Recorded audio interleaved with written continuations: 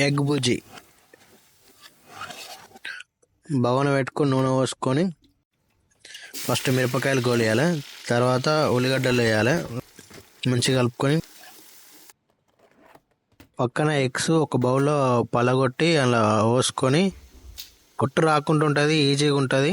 పోసుకొని ఇట్లా గిల కొట్టుకోవాలి. ఉల్లిగడ్డలు గోలినాక పసుపేసి తర్వాత అల్లం ఎల్లిగడ్డ పేస్ట్ వేసి ఒకసారి కలుపుకొని పచ్చివాసన వేయనాక ఎగ్స్ వేయాలి.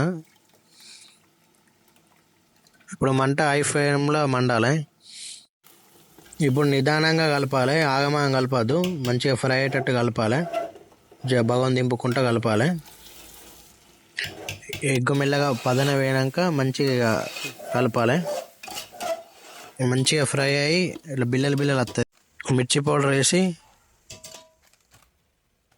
తర్వాత ధనియాల పొడి వేసి తర్వాత అలా సాల్ట్ వేయాలి. సాల్ట్ వేసి ఇక ఇప్పుడు కలిపితే కింది మీది మొత్తం ఎగరాలి, బగోన్ కాడ నుంచి ఎగరాలి. మంచిగా పర్ఫెక్ట్ కలపాలి. ఇక్కడ ఎంత ఫాస్ట్ అంటే అంత ఫాస్ట్ కలపాలి. అప్పుడే మంచిగా ఉప్పు కారం మంచిగా పడుతుంది. ఎగ్ బుజ్జి రెడీ అయింది. కొత్తిమీర వేసి దించడమే.